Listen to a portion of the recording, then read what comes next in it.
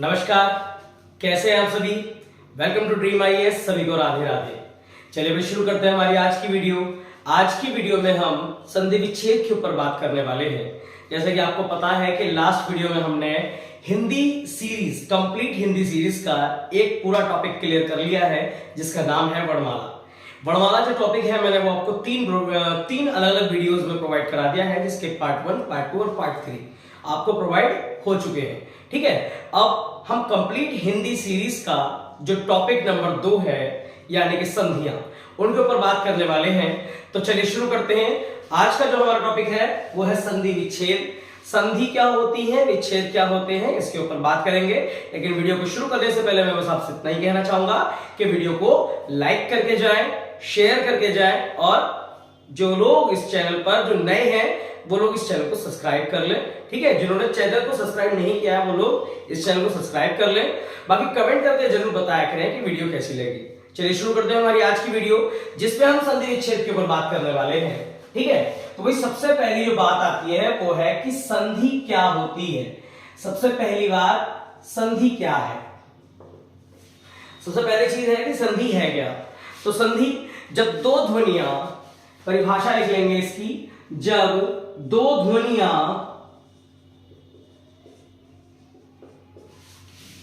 निकट होने पर, जब दो ध्वनियां निकट होने पर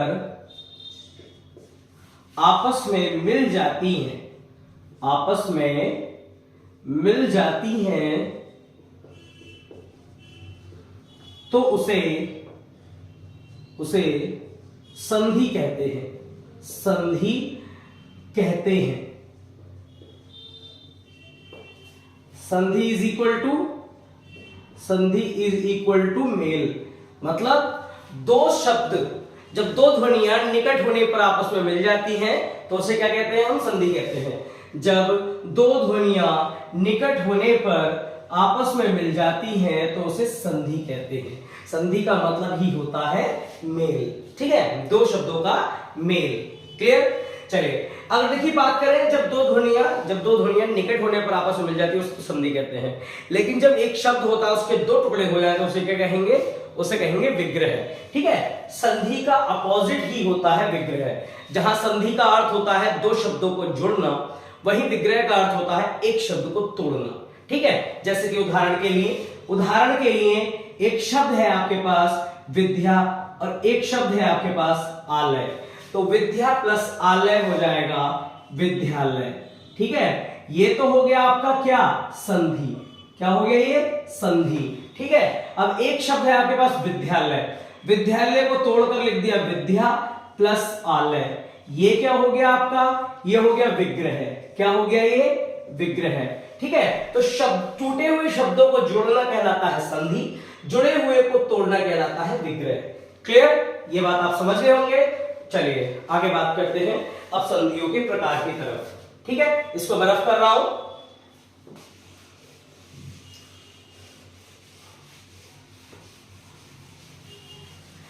अब बात करते हैं भाई संधियों के प्रकार। संधि कितने प्रकार की होती है। संधि तो भैया संधि 3 प्रकार की होती है। कितने प्रकार की, 3 प्रकार की होती है। एक होती है आपकी स्वर संधि, एक होती है आपकी व्यंजन संधि, और एक होती है आपकी विसर्ग संधि। ठीक है, संधि 3 प्रकार की होती है। कौन कौन सी, स्वर संधि, व्यंजन संधि और विसर्ग संधि। 3 प्रकार की संधियां होती हैं, इस बात पर ध्यान रखेंगे आप। संधियों के प्रकार, संधि कितने प्रकार की होती है, संधि 3 प्रकार की होती है, स्वर संधि, व्यंजन संधि और विसर्ग संधि। ठीक है भाई। चलिए अब हम बात करते हैं सीधे सीधे टॉपिक पर। कौन सी संधि, स्वर संधि पर। सबसे पहले बात करेंगे हम स्वर संधि पर। हेडिंग डालेंगे स्वर संधि, हेडिंग डालेंगे स्वर संधि। ठीक है, स्वर संधि के भी हम कितने प्रकार देखने वाले हैं। स्वर संधि के भी हम जो मेन 5 प्रकार हैं वो देखने वाले हैं। कितने, 5 प्रकार हम देखने वाले हैं। ठीक है, स्वर संधि के कितने प्रकार हैं भाई, स्वर संधि के मुख्यतः 5 ही प्रकार हैं, जिनमें एक पहले नंबर पर आती है दीर्घ संधि।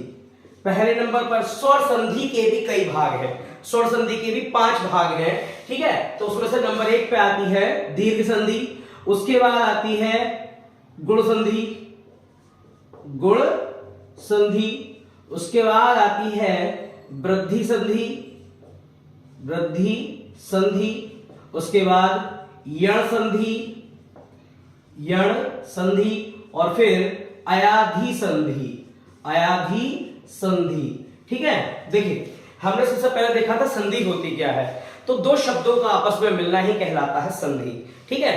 दो शब्द जिनका आपस में मिलना ही कहलाएगा संधि, ठीक है। और दो शब्दों का विग्रह कहलाएगा विच्छेद, कहलाएगा विग्रह, कहलाएगा विच्छेद।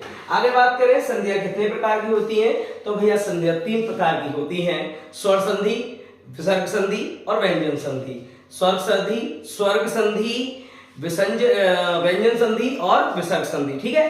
स्वर संधि, व्यंजन संधि और विसर्ग संधि, 3 प्रकार की संधियां होती हैं। व्यंजन संधि और विसर्ग संधि को हम बाद में देखेंगे, पहले हेडिंग डालेंगे स्वर संधियां, ठीक है। स्वर संधियां कितने प्रकार की होती हैं, वैसे तो स्वर संधियां आपकी 7 है, लेकिन मैं आपको 5 ही कराऊंगा और 5 ही आपकी आती है, ठीक है। 2 जो है चाहे तो मैं बाद में आपको करा सकता हूं, वो संस्कृत की संधियों से ली गई है, ठीक है। चलिए जो आपसे आपके एग्जाम में पूछी जाएंगी वो ये 5 ही है, ठीक है। कौन सी, दीर्घ संधि, गुण संधि, वृद्धि संधि, यण संधि और अयाधि संधि। संधियों के 5 प्रकार, दीर्घ संधि, गुण संधि, वृद्धि संधि, यण संधि और अयाधि संधि, ठीक है भाई। चलिए बाद में जो संधियां हम करेंगे उनकी एक ट्रिक भी पकड़ेंगे कि हाँ भाई, जैसे कभी कभी पूरी संधियां याद नहीं रहती, सभी नियम याद नहीं रहते, तो एक चार्ट के माध्यम से भी हम सभी संधियों को समझने की कोशिश करेंगे, ठीक है, बहुत शॉर्ट तरीके से। तो चलिए अभी हम बात करते हैं पहले दीर्घ संधि की तरफ। तो सबसे पहले हम स्वर संधि की जो सबसे पहली संधि है उसके ऊपर बात करेंगे, जिसका नाम है दीर्घ संधि, ठीक है, दीर्घ संधि। चलिए भाई, दीर्घ संधि की सीधे सीधे पहचान बताएं। दीर्घ संधि की सीधे सीधे पहचान क्या है भैया, आ आएगा, ई आएगा और उ आएगा, चाहे वो छोटा आ हो या बड़ा आ हो, चाहे वो छोटी ई हो या बड़ी ई हो, चाहे वो छोटा उ हो या बड़ा उ हो। आ आएगा, ई आएगा और उ आएगा, आ ई उ ये आएंगे दीर्घ संधि के अंतर्गत। किसके अंतर्गत, दीर्घ संधि के अंतर्गत, ठीक है। दीर्घ संधि की पहचान क्या भैया, दीर्घ संधि की पहचान है किसी भी शब्द में अगर आ, ई और उ आया है तो वो दीर्घ संधि है। जैसे जैसे मतानुसार, मतानुसार, जैसे भूर्जा, भूर्जा, ठीक है, भूर्जा, जैसे जैसे रविंद्र, रविंद्र।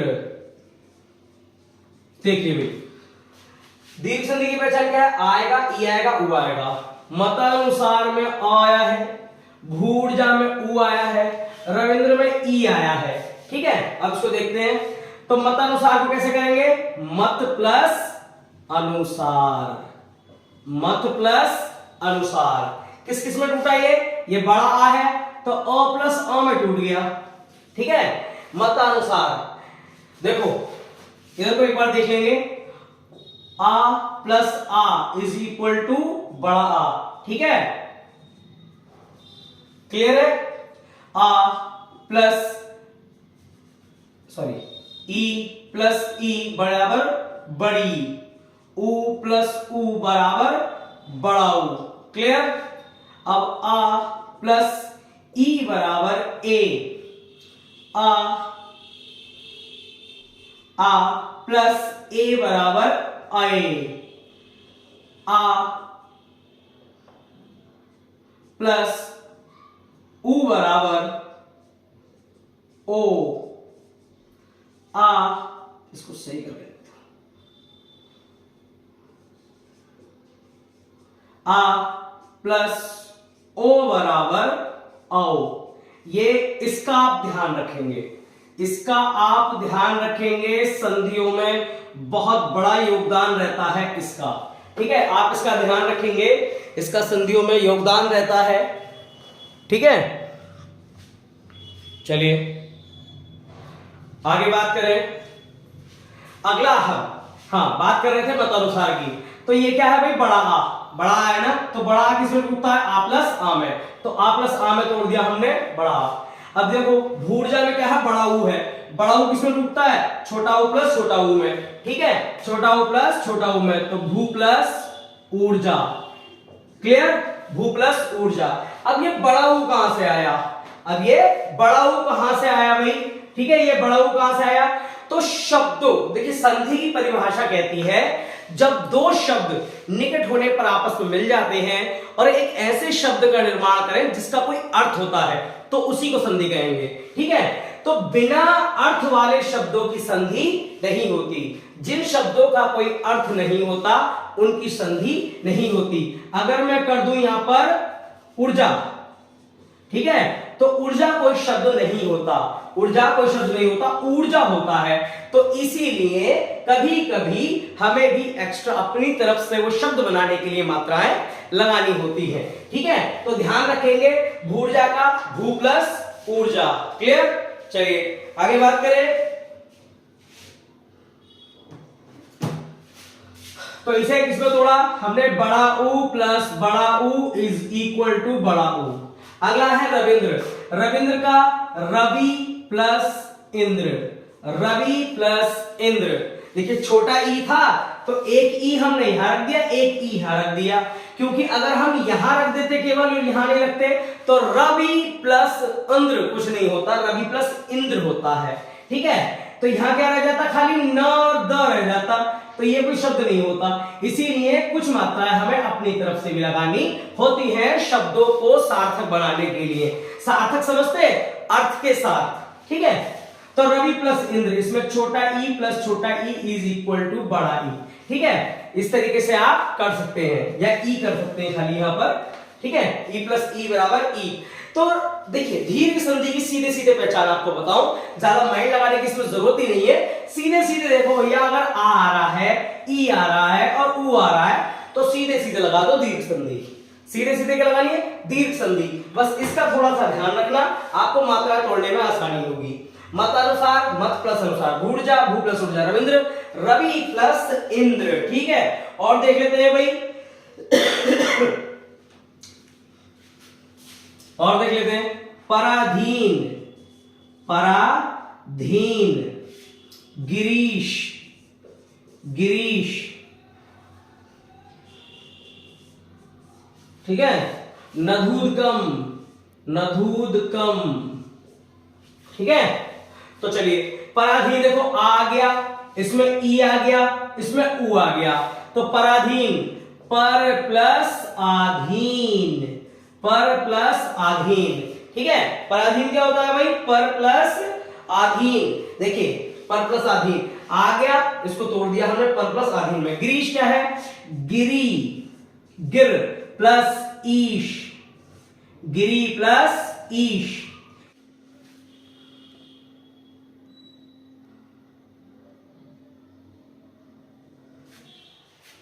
ठीक है। चलिए स्वर संधियों में हमने दीर्घ संधि कंप्लीट कर ली है। अगली जो संधि है हमारी वो है गुण संधि, गुण संधि, ठीक है। गुण संधि की बात करें तो देखिए गुण संधि जो है इसकी जो पहचान है वो है आपकी, गुण संधि की पहचान है सिंगल ए और सिंगल ओ, सिंगल ए और सिंगल ओ। गुण संधि की पहचान क्या है भाई आपकी, सिंगल ए आएगा और सिंगल ओ आएगा। इसी के साथ साथ और क्या आएगा, इसमें अर आएगा और अल आएगा। क्या आएगा, अर और अल आएगा, ठीक है। गुण संधि की पहचान बता रहा हूं, सिंगल ए, सिंगल ओ, अर और अल, क्लियर। चलिए इसको एक बार बात कर लेते हैं कि गुण संधि में करना कैसे है।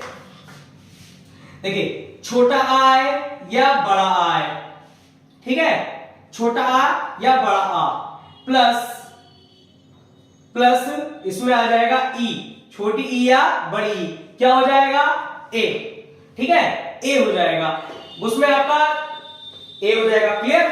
छोटा आ या बड़ा आ प्लस ए बराबर बड़ा ए, क्लियर। छोटा आ या बड़ा आ प्लस छोटा ऊ या बड़ा ऊ इज इक्वल टू ओ, ठीक है, ओ।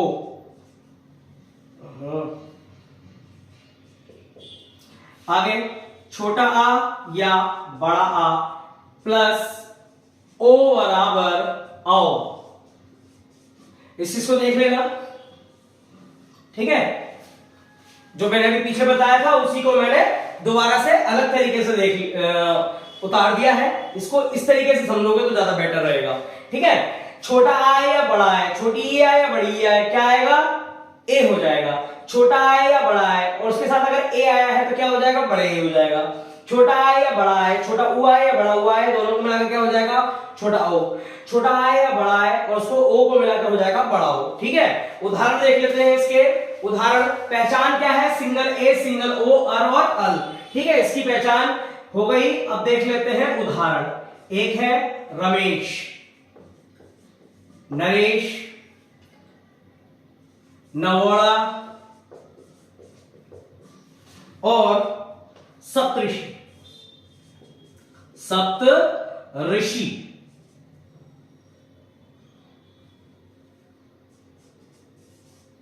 चलिए इसको देख लेते हैं। इसके उदाहरण देखो भाई, इसमें क्या आया है, एक ही मात्रा, और पहचान क्या है हमारी, एक ही मात्रा। इसमें क्या आया है, एक ही मात्रा जो कि है हमारी पहचान। इसमें क्या आया हो, ओ भी आपका, ठीक है, गुण संधि की पहचान है। और सप्तऋषि, इसमें र आया है ऊपर, तो ये अर हो गया। क्लियर, इसको और तोड़कर देख लेते हैं। रमेश, रमा प्लस ईश। देखिए मैंने क्या बताया था आपको, ए आया है, ए आया है तो एक इसमें टूटता है सिंगल ए, बड़ा आ, छोटा आ या बड़ा, छोटी या बड़ी ई में, तो रमा प्लस ईश हो गया। ठीक है, बड़ा आ प्लस बड़ी ई में टूट गया आपका रमेश।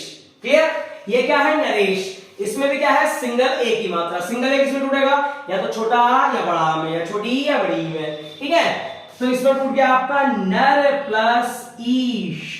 किसमें टूटा, देखो जल्दी बताओ। नर में आ गया छोटा आ, नर में आ गया छोटा आ, और ईश में आ गई बड़ी ई। ठीक है, तो किन दोनों में टूटा, आ गया आ और बड़ी ई में। क्लियर, अब आ गया नवोड़ा। ओ है तो ओ किससे मिलकर बना होता है भाई, ओ मिलकर बना होता है छोटा आ या बड़ा आ, छोटा उ या बड़ा उ से। तो नवोड़ा में देख लेते हैं, नव प्लस उड़ा। नव प्लस उड़ा, नवोड़ा कहते हैं नई दुल्हन को। ठीक है, नवोड़ा। तो नव, वो में आ गया छोटा आ, और उड़ा में आ गया बड़ा उ। ठीक है, नवोड़ा। क्लियर, अगला है सप्तऋषि। सप्त मतलब सात, ये आ गया आपका, और ऋषि ऐसे लिख लिया हमने, सप्त ऋषि। ठीक है, सप्तऋषि। तो सप्त का ता का आ गया और ऋषि का र आ गया, क्या हो गया ये, अर। ठीक है, इस चीज को देख ले, कोई डाउट हो तो पूछ ले। ठीक है, रमेश, ए की मात्रा है, ए हमने कहां से लिया है, यहां से, छोटा आ या बड़ा आ, छोटी ई या बड़ी ई, तो रमा प्लस ईश हो गया, आ प्लस ई मिलाकर रमेश। अगली संधि है हमारी वृद्धि संधि। कौन सी संधि, वृद्धि संधि।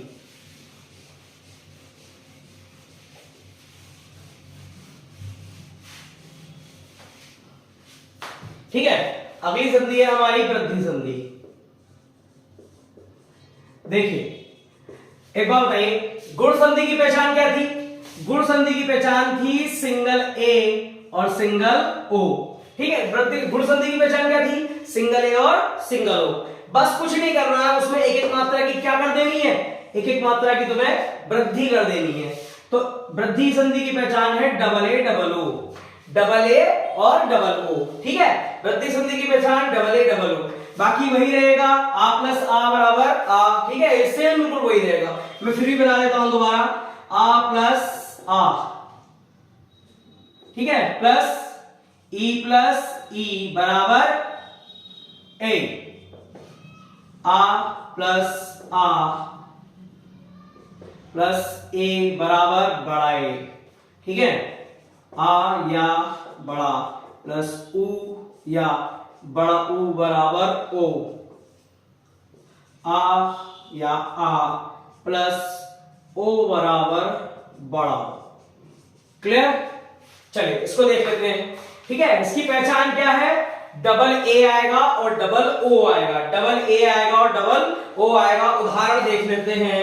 उदाहरण है आपके एक एक, क्या है? एक एक। दूसरा उदाहरण क्या है भाई? दूसरा उदाहरण है महेश्वर, महेश्वर। तीसरा उदाहरण क्या है? तीसरा उदाहरण है परमौज, परमौज। चौथा उदाहरण क्या है? दंतोष्ट, दंतोष्ट। ठीक है, चलिए ध्यान रखें। ठीक है, एक एक, महेश्वर, परमौज और दंतोष्ट, ये आपके उदाहरण हो गए इसके। चलिए ये क्या है? Double A. डबल ए की पहचान क्या है? डबल ए वृद्धि संधि। ये क्या है? डबल ए, डबल ए वृद्धि संधि। डबल ओ की मात्रा, डबल ओ वृद्धि संधि, डबल ओ वृद्धि संधि। क्लियर? चलिए, जो डबल ए आएगा तो डबल ए मतलब बड़ा ए, इसको कैसे जोड़ेंगे? छोटा आ या बड़ा आ प्लस ए में, छोटा आ या बड़ा आ प्लस ए में, तो एक प्लस एक बराबर एक एक। तो ये किसमें टूट गया? ये टूट गया आपका अ प्लस ए में, अ प्लस ए में टूट गया। चलिए अब बात कर रहे हैं महेश्वर की। तो महेश्वर में भी छोटा आ या बड़ा आ प्लस ए में, तो छोटा आ, ठीक है, छोटा सॉरी महेश्वर है, महा प्लस ऐश्वर्य, महा प्लस ऐश्वर्य। ये किसमें टूट गया? बड़ा आ प्लस बड़े ए में, बड़ा आ प्लस बड़े ए में टूट गया आपका महेश्वर। ठीक है, बड़ा आ प्लस बड़े ए में टूट गया आपका महेश्वर। मैंने आपको बताया था कि मात्रा जो है वो कभी कभी शब्दों को बनाने के लिए अपने पास से भी जोड़नी पड़ेगी आपको। ठीक है, अगर हम यहां महा प्लस ऐश्वर्य कर देते तो ऐश्वर्य कोई शब्द नहीं होता, ऐश्वर्य होता है, ऐश्वर्य होता है। इसीलिए संधियों का निर्माण करते समय कभी कभी शब्दों का सार्थक बनाने के लिए, शब्दों को सार्थक, सार्थक मतलब अर्थ के साथ बनाने के लिए मात्रा अपने पास से भी जोड़नी होती है। ठीक है, ये क्या है? परमौज। तो परमौज का हो जाएगा परम प्लस ओज, परम प्लस ओज। डबल ओ है तो डबल ओ किससे मिलकर बनता है? बड़ा आ, छोटा आ या ओ से। ठीक है, तो यहां आ गया छोटा आ और यहां आ गया सिंगल ओ, इन दोनों को मिलाकर बन गया परमौज। ठीक है, ये क्या है? दंतोष्ट। दंतोष्ट कैसे बनेगा? दंत प्लस ओष्ठ। कल बताए थे, पीछे बताए थे आपको दंतोष्ट व्यंजन बर्फ है। ठीक है, तो दंतोष्ट क्या होता है? दंत प्लस ओष्ठ। तो यहां क्या आ गया? छोटा आ और यहां क्या आ गया? सिंगल ओ। ठीक है, ये हो गया आपका वृद्धि संधि। ठीक है, तो आज जो हमने पढ़ी, आज स्वर संधि के भेद पढ़े। स्वर संधियों में हमने पढ़ी दीर्घ संधि, गुण संधि और वृद्धि संधि। अगली वीडियो में मैं आपको प्रोवाइड कराऊंगा यण संधि और अयाधि संधि, उसी के साथ साथ हम व्यंजन संधि भी देखेंगे। ठीक है, आज की वीडियो यहीं तक रहेगी, लेकिन हाँ कल के लिए मैं आपको बता दूं, कल आपको 1 जनवरी से लेकर 15 जनवरी 2023 तक का करंट आपको कल प्रोवाइड हो जाएगा। 1 जनवरी से 15 जनवरी 2023 का करंट आपको कल प्रोवाइड हो जाएगा। साथ ही साथ एक ऐसी वीडियो भी आएगी जो शायद आपके लिए बहुत ज्यादा लाभदायक हो। ठीक है, तो आज के लिए बस इतना ही। लास्टली मैं इतना ही कहना चाहूंगा कि वीडियो को लाइक करें, चैनल को सब्सक्राइब कर लें, कमेंट करके जरूर बताएं कैसी लगी। ठीक है, आज के लिए बस इतना ही। सभी को राधे राधे, जय हिंद।